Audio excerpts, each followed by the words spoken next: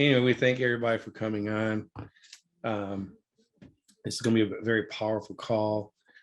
Torre, I'll give screen sharing as well right now. And we're going to turn it over to our wonderful guests. We got Paul Tidwell in here and Sam Wagner. Paul is our lender partner that we have that we're just so pleased to be partnered with and takes good care of us and our team. And I met Sam through Paul at a lunch and learn, and I started to beg him to come on our call and teach you guys what I learned. It was so powerful.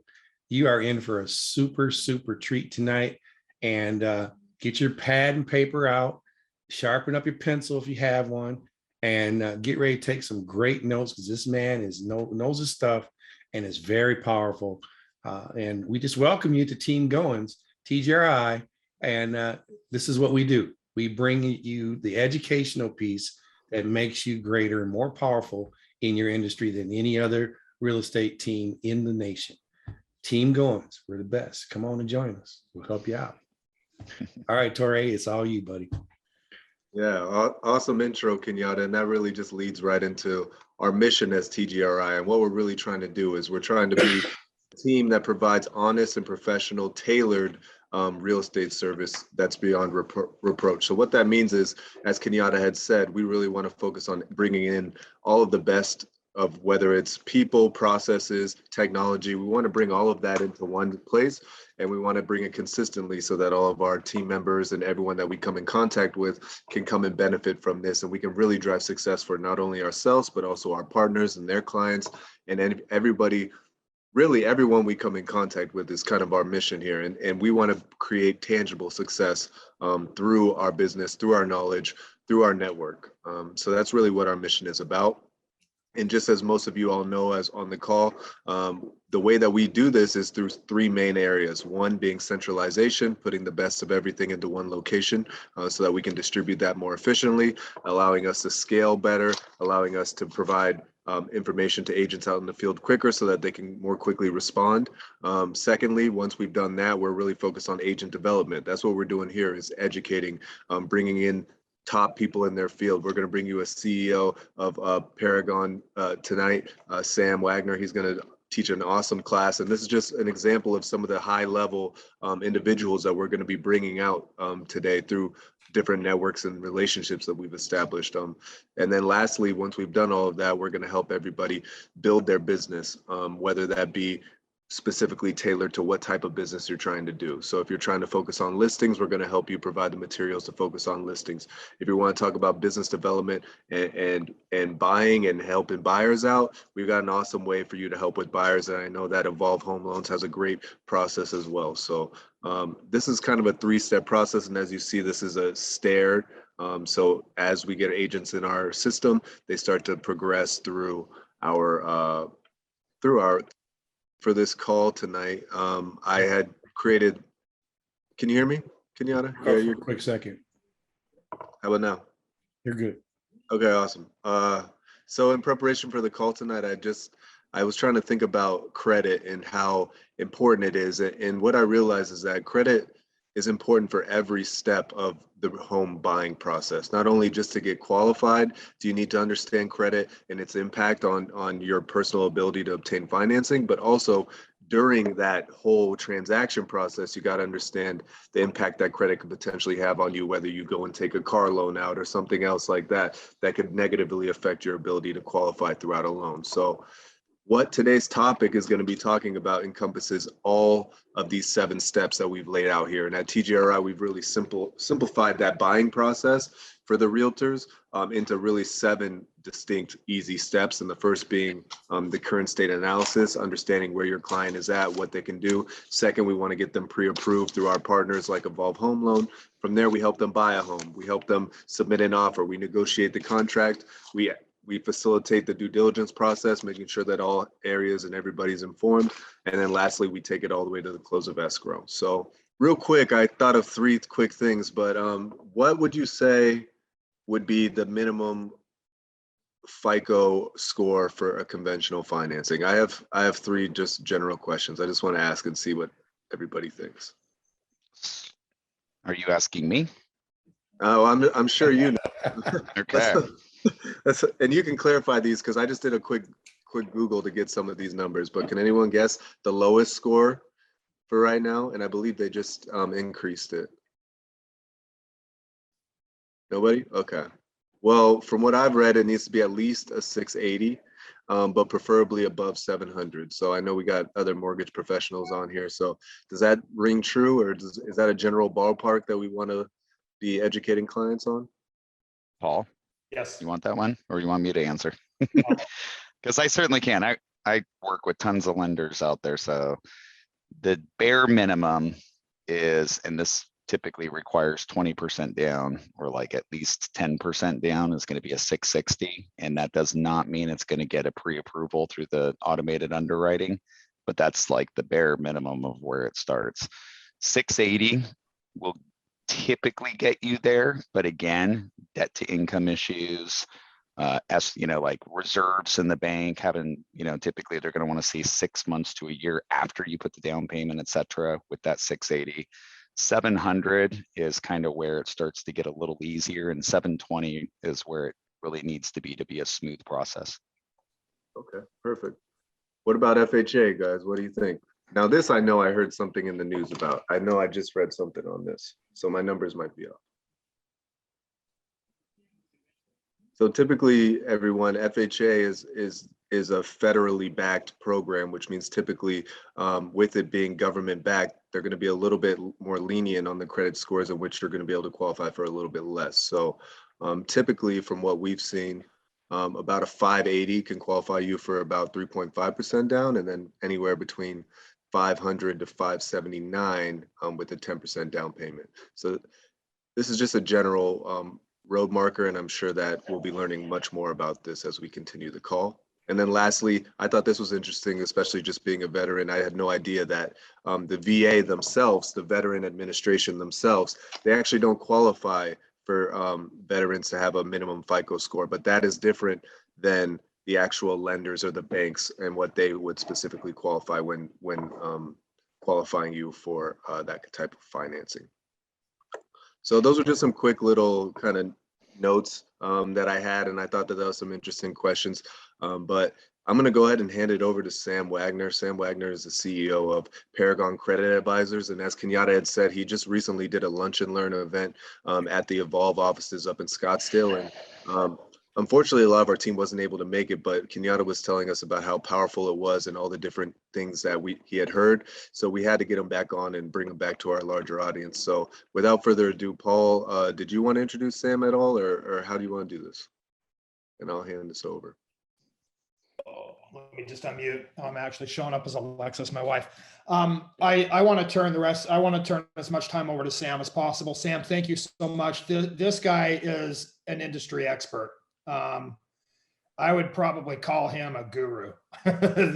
What we're going to get tonight is probably just a really a quick overview of you know, everything that he's going to talk about. But you know, without further ado, Sam's been in the industry a long time. I think he's already alluded to that. You know, as a lender and also in the credit repair space. And he's got a great presentation. Sam, the floor is yours. Thank you. Well, I will start sharing my screen here, and I'll just give you a little background. I've got about 20 years of blended financial experience. I've worked in debt negotiation and the legal side of debt negotiation as a paralegal. I've worked 8.5 years in mortgages, 5.5 years running Northern Florida and Southern Georgia for the 9th largest direct lender at that time.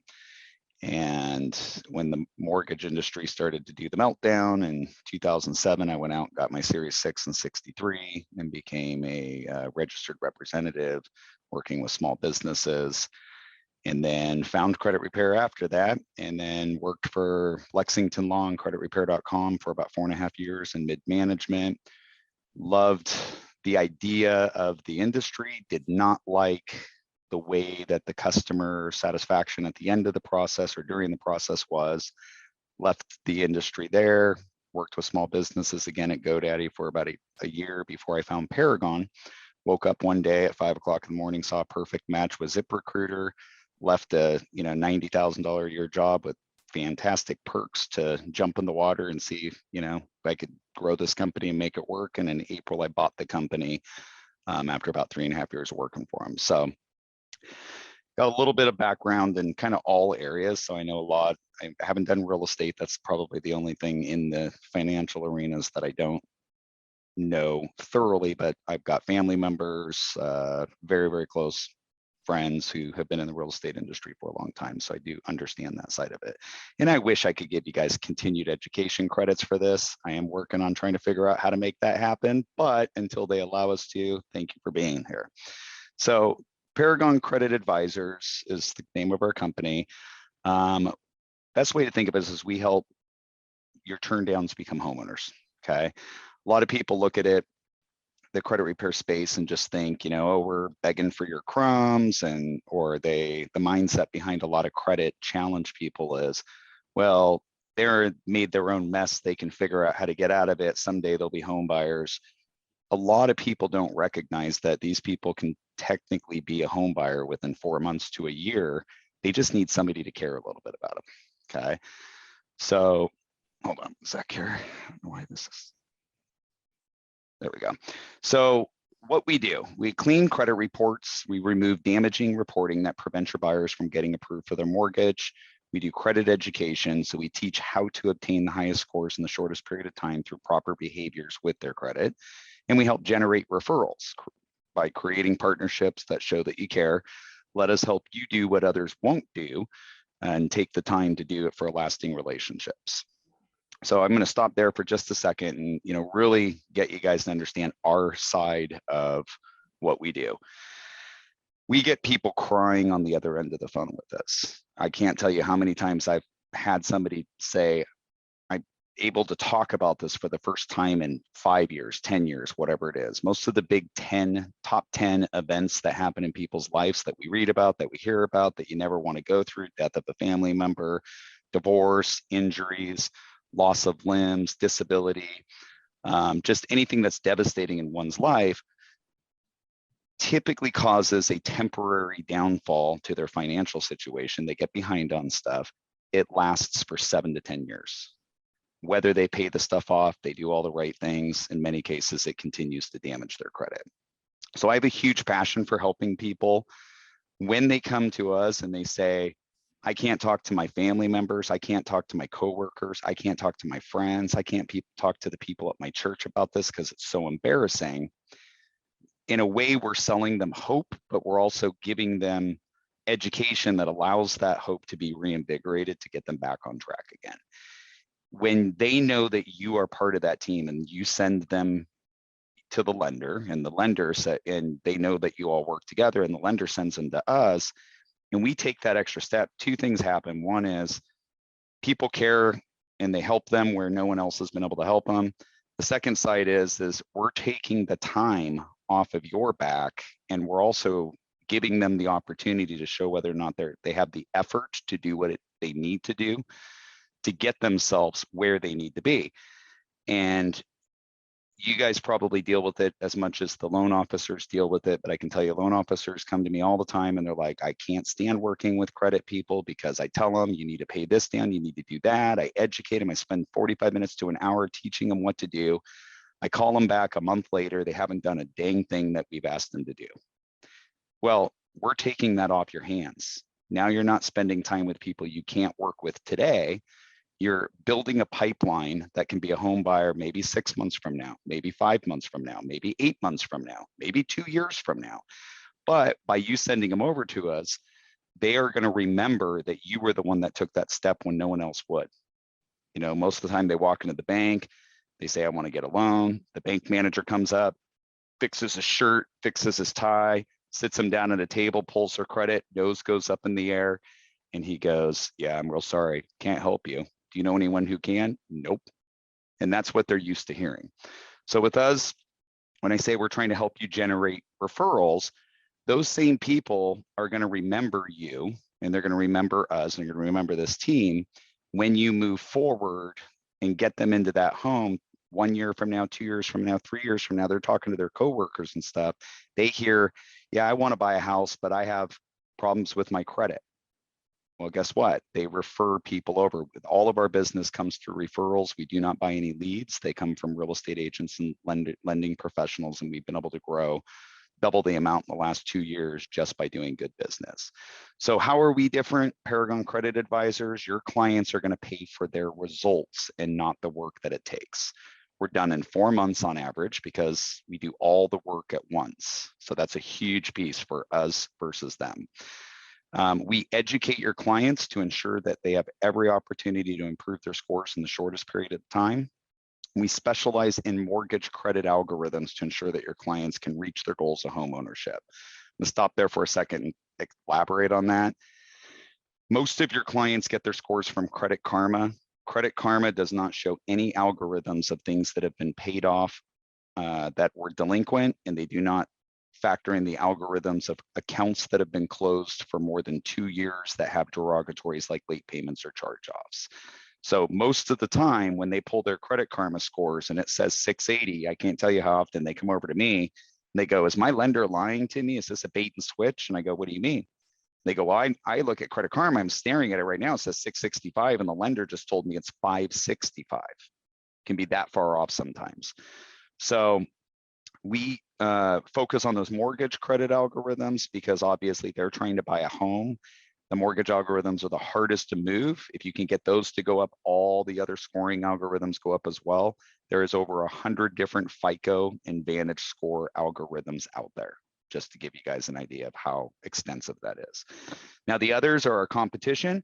Almost all the others, I'd say 98% of the industry charges a monthly fee, and they purposely limit the work. So this allows them to keep your clients for as long as your clients are willing to pay them. There's a lack of communication and education for your clients, which reflects poorly on you as the referring affiliate. This can cause a rift in the trust that you built with them.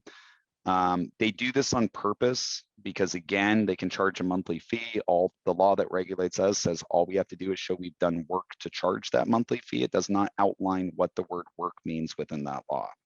So companies can pick 2 or 3 things on one report. They can take 45 days to get the results back. They can charge your customer to do 6 items on one report, 3 months at $150 and get nothing accomplished. Reason there's a lack of communication there is 6 months later, when you go to call them and ask how that client's doing, they don't really know how much longer it's going to take because they're limiting that work. So they typically only focus on removals. They don't focus on any education. That allows your clients to make mistakes so they can go through that process all over again. The average month-to-month company is looking for a client to return to them every 2 to 3 years. I do not want a return customer. And I tell all my clients that. I said, don't take this the wrong way. I don't want you using my services again, but I would love it if you'd refer people in the future. If we do the job right the first time, you shouldn't need to use our services ever again. And if you do, something bad happened in your life, and I don't want to see either of those things happen. So our process, what we do is we leverage FCRA laws, Fair Credit Reporting Act laws, to get items that are holding down the scores removed from the credit reports. We do 3 rounds of disputes, blending different strategies within the law to find any information that is not reporting 100% up-to-date accurate, verifiable and sourced, or with missing, changed, or inflated information. And we have it either updated to a better status or it's removed from the reports. Now, I'm going to stop there for just a second because 15 years ago when there wasn't all these electronic processes, lenders used to be able to say, hey, go just send a letter to the bureaus or start a dispute with the bureaus, and they would have to give all that information at once. There's 26 different codes that can be blended up to 3 different ways to request that information. So one of the worst things as a lender or real estate agent you can tell your customer to do is go out and dispute those items. If they dispute them and they accidentally repeat steps or do it the wrong way, the creditors and the collectors have the right to call it a frivolous request for up to 2 years from the time of that dispute, which means your customers can potentially wait up to 2 years before any of that stuff has a chance of coming off the reports. The items do not need to be paid off in order to be removed. So that's huge. Sometimes people have a lot of debt liability that affects their debt to income. And this allows your buyers to keep more money in their pockets towards the purchase of the home while we're improving their scores. We do certified letters with receipt to ensure that the bureaus don't ignore the disputes and waste precious time that your buyers will desire in order to get them in a home quicker. They love to play stall tactics. The bureaus get paid to report the stuff. The lenders and collectors are more likely to get paid when those negative items are on the report. They work in cahoots, and believe it or not, even though these laws have existed since 1976, there is no watchdog group or government agency that makes these laws get followed. So it's up to us consumers to make sure that we're holding them accountable while they're making money on this reporting. So we've got our Credit Genius University videos, so your clients can educate themselves at their own pace and ensure what they're learning is lasting. We have a total of 16 videos on whiteboard animation. We also give all of our clients access for life to advise them in the future on their credit to ensure that they're creating lasting behaviors for free once they complete our program. So it's not uncommon for me to have somebody who starts a business a year after they work with us. They want to talk about business credit or how to get their credit, in the best place they can to get loans to start a business. We don't charge them for the advice afterwards. We give all of our clients and affiliates a portal to track the process and know exactly where their buyer is at during the process, including score tracking and how long the current dispute round has left before they'll get their next update. So the way that credit scores are broken down is, you would think, based on what you hear out there, inquiries are the biggest thing. However, they're not. They're very, very little impact. And again, the banks are going to purposely flood the information online to bring people away from what actually impacts the scores and get them to focus on the things that have the least amount of impact and the shortest amount of impact. For example, inquiries, which Paul can tell you on the mortgage side, people will call up and they don't want to run an application because they don't want their credit pulled, right? That's 5% of the total score. Payment history is 35%. So this is the largest impact on credit scores. It makes up 35%. Payment history is tracked for 7 years on all accounts, and any late payment will remain on the reports for 7 years from that last late. Making timely payments will allow the maximum impact on the credit scores. Utilization is 30% of the score. This is the second largest impact on the credit. It makes 30% of the total scoring. The biggest impact in this area is revolving credit. So this would be anything you can charge on, pay down, charge on, pay down. It's broken down into individual accounts, and there's a separate section of the scoring that's the total debt versus the limits. So a lot of people look at it and they use one card. They've got a $10,000 limit on one card. They go out and spend $6,000, $7,000 a month on that one card, but they got 5 other cards that have $5,000 limits. That one card will actually push down on their score because their utilization is too high. So they want to blend that out and keep those balances low. Next would be length of time. This is the hardest area to impact, as it requires an average of 10-year history on revolving accounts to get full credit for it. This means that in all of your revolving accounts, they all have to average or be open and maintained for 10 years to get that full 15%. So again, banks make higher interest, or they get higher interest rates off of lower credit scores. This is why every time you go to a department store, or you go to Home Depot, for example, I just went to Home Depot to get some stuff this weekend, and the guy goes, "Do you want to open another card? We can give you $75 off of this purchase, even though you already have one. You can have up to 3 cards with us." They do that because if you have let's say you have 2 credit cards that are 10 years old, when you open that 3rd credit card today, your average length of time isn't 10 years anymore, it's 6.6 years. You're going to take the total amount of cards, the total amount of years based on all the cards that are open, and they're trying to purposely shorten the length of time so that they're shaving off some of that score. So it makes it harder to have those 750 plus credit scores, okay? New accounts and inquiries. This is 10% of the total score. These fall into the same scoring area. Inquiries make up about 5%. New accounts make up the other 5%. Most people focus more time on this than anything else, even though it has very little impact on the scores. Inquiries are typically heavier in the first 6 months. Once they hit about 6 months of aging, they have very little impact. After a year, they don't factor into your credit score at all, even though they're on the scores or on your credit reports for 2 years. Reason they keep them there for that extra year is we're not allowed to discriminate based on race, region, culture, religion, etc., sex.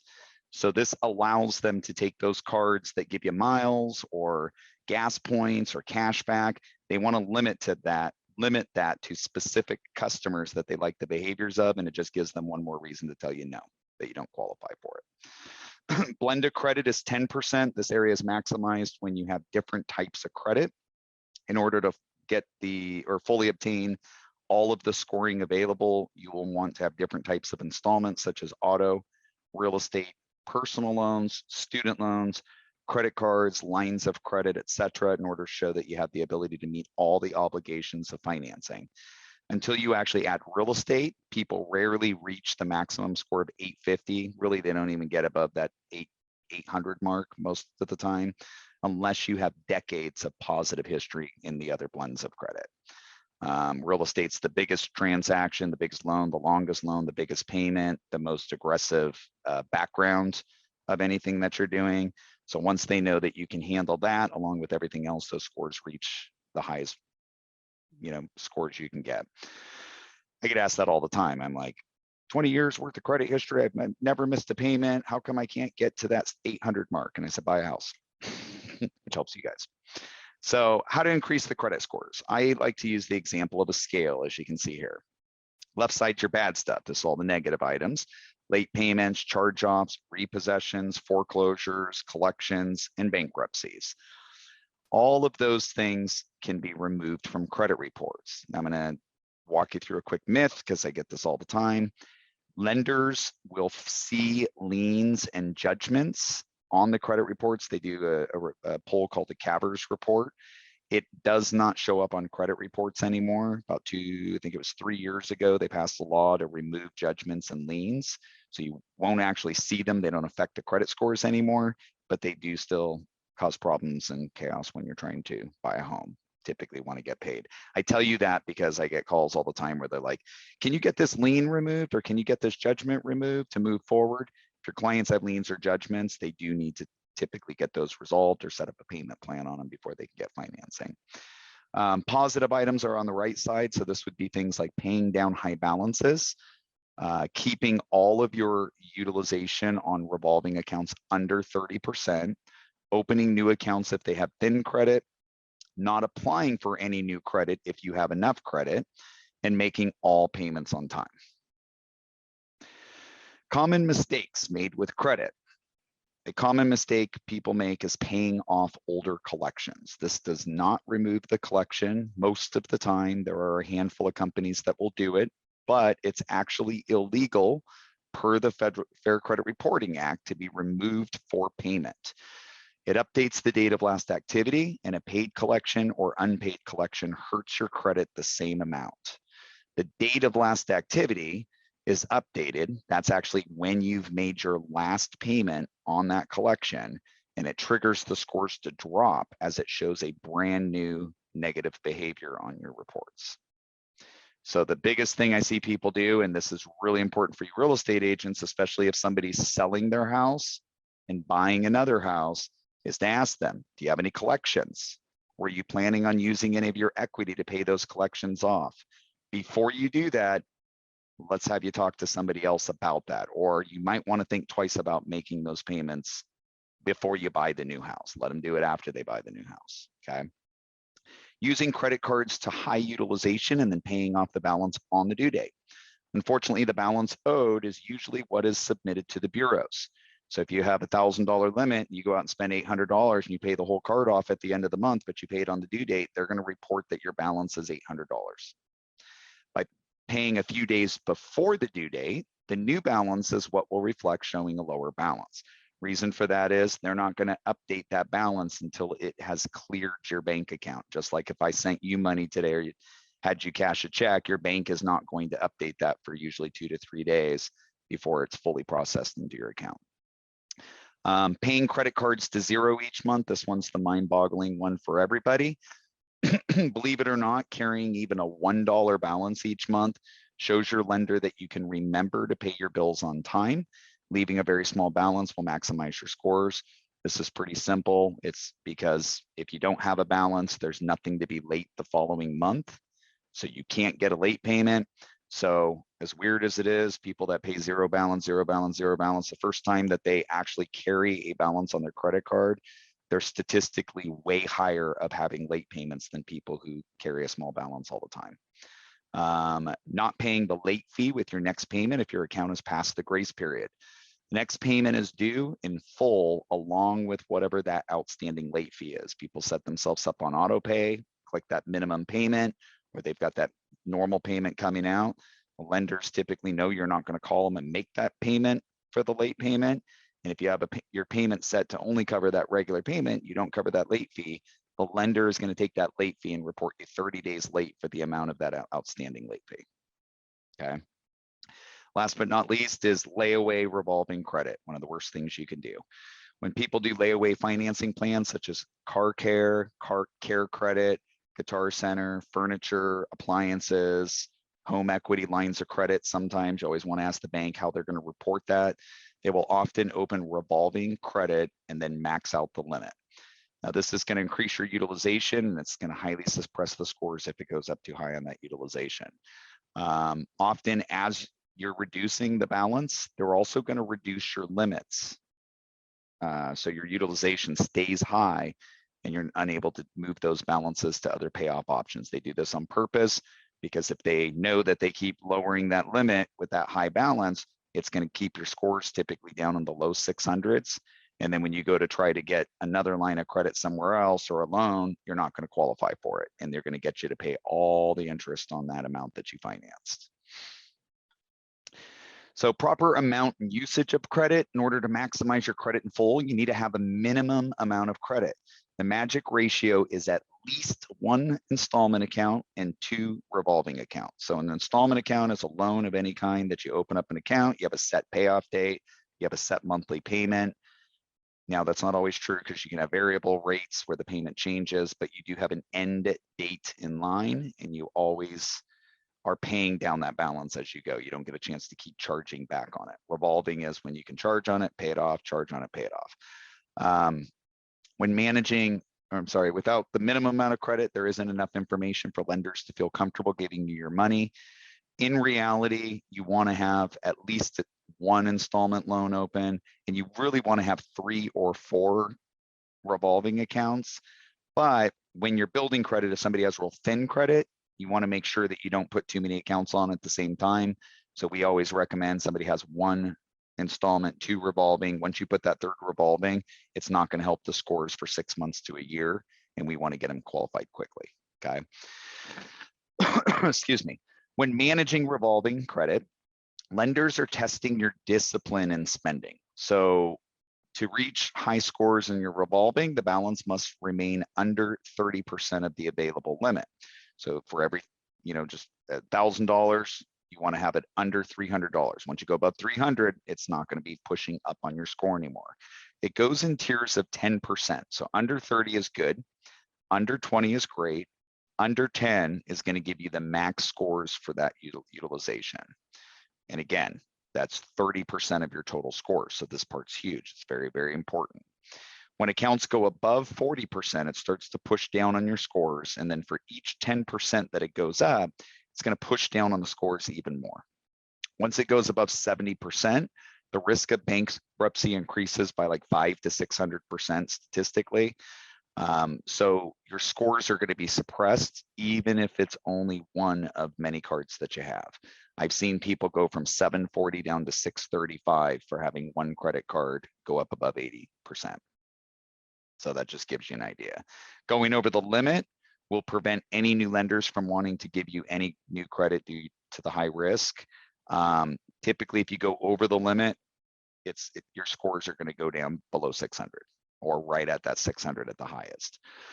So when opening a new installment loan, usually your income is documented. So unlike revolving, which is not, is why the rates are typically much lower on installment accounts. Due to the risk of the new liability, it usually takes between 5 to 11 months to recover the lost points from that new account. Most installment loans will only allow you to go up to 55 to 65% debt to income of your gross income towards the debt. So they want to make sure that you can manage that new payment before you see a rise in your credit scores versus the loss of that new account. Once they see that you can pay everything on time along with that new liability, then your scores are going to settle back down and you'll come right back up to where you were at before. And again, if you have no installment, then that installment will help. If you already have installment, you add additional installment, you're going to see, that hit on the score. So how much does credit cost? This is a mind boggler for most people, but I'll walk you through it here anyway. So we'll use the example of a $30,000 car. I did a search on new cars. I think the average new car was like 42,000. The average used car was like 19,000, 18 or 19 right now, and it's going up. Used cars are going up very dramatically in the last couple months here. So 30,000 is pretty realistic. That's what I see on most people's credit reports. And with a credit score range of 350 to 520, yes, you can still buy a car in a lot of cases. They may even want a cosigner, but they're still going to hit you over the head with the rate, even with one. The average rate is close to 20% if they can even find someone to finance you, okay? A 6-year loan, the monthly payment is $718 a month. The interest payback over that 6 years is $21,738. which is almost the same amount of the original loan. It will take about 4 years to hit the halfway point, causing people to be in a negative equity through most of that loan. This means that if you get in an accident, the car breaks down, you still owe over half of that balance of the loan, even when you get that new vehicle. You can't trade in the car, or if you can, the loans keep getting bigger and bigger and bigger because they're financing the difference of the old loan into the new loan. That's how a lot of people get up into that $30,000 loan range, even though they're buying a $23,000 car, okay? With credit score ranges of 520 to 600, and believe it or not, a lot of people think 600 is a good score and it's considered poor. The average interest rate is about 12.5%. The payment's $594.34 a month for 6 years, and the total interest paid back is $12,792.15. It's going to take a little over 3.5 years to hit the halfway point. And again, you're going to be carrying that negative equity till close to the end of the loan. Just keep in mind, when you drive off a dealership, typically you're losing 20% value on your car. So it's going down from there. You're usually going to have to get down to about 1/3 of the original amount of the car to be able to sell it after 3 or 4 years of being in that vehicle. With a credit score range of 720 to 850, the average interest rate is around 3%. The payment is $455.81 for 6 years, and the total interest paid back is only $2,818. So this will hit the median right at that 3-year mark to hit that halfway point. So clearly you can see that the $262.77 was somebody who's had poor credit, and $138.53 for someone with, who has a poor score, somebody with a poor to low average score, 600s, eats away the savings, and that makes it really difficult for people to get through those emergencies. Most families have 2 cars, so when you apply that times 2, the amount that people pay in interest is the difference between someone who can save and someone who lives paycheck to paycheck. So home loans, the interest adjustments are much smaller, but the amount impacts it so much harder because it's 30 years worth of interest that you're paying. So the average home price in Arizona for a purchase is $392. I know it's going up from there. For those of you who are in Arizona, you're probably like, yeah, good luck in finding one at that price. But let's assume that the average loan amount is $300,000, although likely it's higher. With an interest rate of 2.75%, the principal and interest is $1,224.72. The total interest paid back over that 30 years is $140,900. With an interest rate of 3.5, the principal and interest is $1,347.13. The total interest paid back over 30 years is $184,968. With an interest rate of 4.25, the principal and interest is $1,475.82, Now the total interest paid back over 30 years is $231,295. So again, we started with a $300,000 loan. You can probably clearly see that that's a lot of difference in money that people are spending depending on those interest rates. We can save or we can waste money in interest. The higher your scores, the less interest you spend, the more money you have in order to save and invest. So in summary, let's say your borrower has 2 cars at 12.5% and they only spent $20,000 on each car. On just the vehicles, they would save $13,298.22 and $186.44 per month to apply toward the purchase of a home over 6 years if that interest rate was 3% versus that 12.5%. So how many more homeowners would be out there if people weren't throwing this money away on the things that they absolutely need, but they don't have the scores to get the interest rates that they deserve? So in conclusion, the challenges we face in the mortgage approval process isn't always their credit. There are debt to income issues where people can't afford a home due to their income and debt liabilities. If we could get their loans refinanced to lower rates and payments, would that help them have more available income to qualify with? If we can get their interest rate on their purchase lowered, could that help more people qualify for more home and get your home prices and loan amounts up? If people had more disposable income each month to work with, would they be able to get out of debt faster and become homeowners faster? Being taught the right behaviors will allow them to improve their credit and budgeting, and more homeowners will enter into the market that otherwise wouldn't. Once in the home, if they are looking at any new projects or needs, i.e. new AC, roof, home improvements, etc., they will need to have a 660 plus credit score to get decent financing, in most cases, just to get financing for those bigger projects. Don't know if you guys have looked at solar. Solar will not touch you unless you have a 660 plus credit score. I just got an AC. Their minimum requirements was 660. If they continue these great behaviors and they start saving after they buy the home, how many more of those same clients will look to upgrade to a bigger and better home within the next 3 to 5 years, creating more clients into the marketplace and bigger home purchases for you guys? If they know you were the one that took the time to introduce them to this knowledge through your partnerships, how much more likely are they to return to you and refer others to you? That's what I got for you. Now, if you guys would like to ask any questions for those that are on the line, we'll take whatever time you guys have left on the call, and I'd be happy to answer any questions you have. I have a question. Sure. Does being an authorized purchaser affect your credit? So the answer to that is yes, positively and negatively. It affects you just as if it's your own account. When it's negative, you can be terminated from those accounts at any time. However, if there's late payment or charged off or derogatory information, they will not remove it if you don't ask to be removed prior to those negative behaviors happening. Now, on the positive side, if you don't have a couple of individual accounts of your own, those authorized user accounts, if I had to give you a estimate or just my own estimation based on looking at a lot of simulation tools, I'd say you get about 65% of the gains for those authorized user accounts. However, you get the full negativity if it goes to a negative status.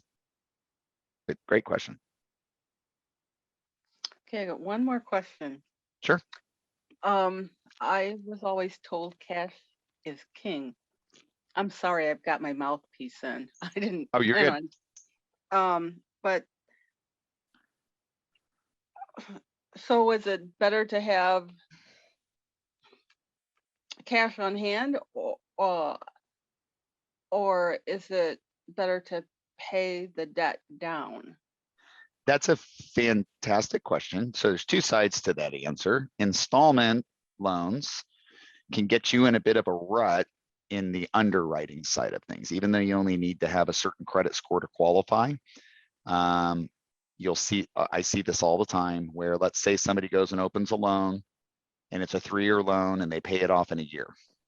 And then they go and open another loan and they pay it off in a year. And they have all these loans that they pay off really quickly. That actually doesn't impact your quote score, meaning it's not negatively impacting your score to pay that loan off. However, the offers you're going to get, because the back end, they can choose whatever customers they want, what rates they want to give them based on your behaviors. They know they're not going to get the interest off you, and you start becoming a target for what we used to call the subprime world, where you're not going to get that 5.9% interest rate on a personal loan. Your best offers are going to be 12.9 or 10.9, and you're going to pay a higher interest rate because of that. Now, credit cards, the second part of that answer, credit cards, you have to use them and stimulate them for it to affect your score. But I always tell people they're great for your own layaway, meaning I've got kind of two rules when I use credit cards. I either want to have the money in my savings account to pay it off in whole and just not have an emergency fund and put it on a credit card with a 0% offer for 6 months or 12 months and pay it off over that period of time. Or you want to make sure that you're not spending money that you don't have, because that's what ends up getting people underwater. So to answer your question, the Great Depression led, I guess what would be my grandparents' generation led the baby boomer generation to believe that, use cash for everything, because you never know what's going to happen. They went through the big, stock market crash in 1929. In respect to that, I'd always want to have a savings account. I think savings account is huge as far as leveraging and like the power that you have. But you got to go out and use the credit cards and stimulate them. So my rule of thumb is go out, buy a tank of gas, put a small grocery bill that you already have the money in your bank account to pay for. At the end of the month, let's say you spend $55 on the card, pay it down to $51. But once in a while, you need to go out and make a purchase up to 20, 25, maybe even 30% of that limit, even if it's, just make sure you can afford the payments if you want to get those credit line increases. Because if you're at $1,000 credit limit and you never spend more than $50 on that card, why would that creditor want to give you more availability if you're never using that card? So about once every 2-3 years, if you're going to buy a big purchase, let's say you have the money to buy a $500 item and you've got a $2,000 limit, go out and put that $5,000 on the credit card, pay a little, don't make the minimum, so you're not paying the interest, pay it off in 4 months instead, and you're going to get those credit line increases a lot easier. Once that credit line is up high, if you do have an emergency and you have a hospital bill or this and you want to finance it, you've got the leverage to be able to use it to do that. Okay. Thank you. Yes. Anybody else? Yeah, I have a question.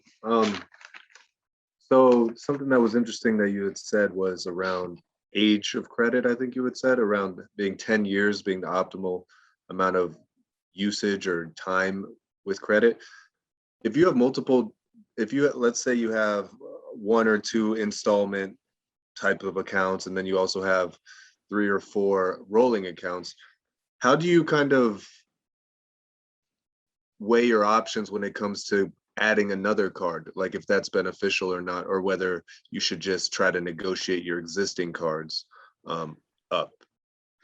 So that's another great question, because I'd rather have 4 credit cards with $20,000 limits than I would 15 credit cards with $2,000 limits. It's so much harder to pay because every one of those credit cards is going to have a minimum payment too. And that's what a lot of people don't, get in trouble with. So installment sort of factors in. It has its own little area, meaning if it's going to go over a 10-year period of how like if you've had loans and you've paid them off in time within that 10 years. So there's a maturity aspect to the installment side of it, meaning you're old enough to have paid off quite a few loans. But the 10 years actually only applies to the revolving, and it's an average of that revolving. So I always tell people, if you're going to adjust things, it drives my wife crazy because we're both, we've worked hard to be up at the 800 scores. But when I do something, I do it all at the same time. So I don't have to do anything again for the next 2 years. If I'm going to take a hit on my credit, I want that hit to be when I don't need the credit, or like if I'm already doing something. Like let's say you're going to get a home equity line or refinance your house, right after you're done refinancing, if you think you're going to want another credit card or two, a month later, apply for those 2 credit cards then, and then let them mature instead of applying 6 months and 6 months and 6 months, because now you've got new accounts and you're shortening that length of time, which those 2 is now 25% of the score instead of just 15% of the score. Okay, that makes sense. And then what about, like, for example, I got my first credit card. I think it was $250 was the limit, and I still have that credit card today, in which I've been paying it down for this whole entire time. So in a situation that's similar to me, when you have this kind of beginner credit card, is the best idea when you do want more points and you want different advantages for being a member, but you don't necessarily want to increase the number of cards that you have? What would you advise for someone in that kind of situation where they have a lot of beginner ones, but they've been paying them off for years? So I would always say you got to outweigh the fees and the flexibility over where you're at. So if you're still relatively, and that's kind of why I share that, if you're relatively young, let's say you've just had cards open for a couple of years, right? Mhm. How much of an impact is 2 extra cards? I mean, if you're shortening it from 2 years down to 1 year, that's not a big deal. Mhm. Where you get in trouble is in today's world, like I'm in my 40s, some of my cards are 20 years old. So does it matter if I open a new card now? No, now my 20-year-old card is 10 years if I open another one. So those are things you kind of have to weigh out. I would much rather have a higher limit card. I've got a card that has a $24,000 limit. I've got one that has a $19,000 limit. Quite a few of them over 10,000. If you ever run into a situation where you can't afford it, but you got to get through 6 months, let's say you lose your job and you're in the middle of trying to find one, and you're going to get back to the place that you were going to be at, those are things that allow you to keep your savings without depleting your whole savings. It allows you to go out there and pay your cell phone bill for a couple of months, or a cable bill, or this bill or that bill. The key is just don't ever go past that 6-month point. If you're living on your credit card for longer than 6 months, then you probably have a problem. So, excuse me. So I know you can call and ask to have your limit raised. Mhm. So how often should you do that with those 10-year credit cards, the ones that you want to mature to that point? It depends on the creditor. So there's beginner credit, which Teray, you explained that perfectly. So Capital One, Credit One, Merrick Bank, Frontier Bank, these are cards that are probably never going to go higher than a $5,000 limit, period. But you're not going to get a Chase card or a Discover card or an American Express card or a Bank of America. Bank of America is pretty conservative, so is Chase. But American Express, Discover, Citibank will go up pretty high. They do the Home Depot cards, so they're a little bit used to higher financing. It's kind of knowing how to target which card that you want to use. And when you're early, replace those cards, replace those junk cards for better cards, but keep the old cards open for a little while, for the first couple of years of those new accounts, even if there's a fee associated with it. Then once those newer cards hit at least 2 years, then you can go ahead and close them out if they're bad fees cards. If they don't have a fee and they're just a lower limit, keep them forever. Don't ever close them out. But you got to weigh out, Capital One is $72 a year. Usually after a couple of years, you can call them up and go, I don't want to pay a fee anymore. Sometimes they'll cut it in half or they'll remove the fee. But you're never, like, I've got one of my Capital One cards, I can't get them to raise it above a 750 credit limit because it's the type of card when I opened it that doesn't go up any higher than that. Okay, I don't have a fee on it anymore though. I'm like, nope, you're going to remove the fee or I'm closing it. They're like, okay. Go no, ahead. I've called my credit card companies before and had them lower the interest rate. Mhm. Now where they only take it maybe down 1%, but that's in my favor. Do you recommend doing that or?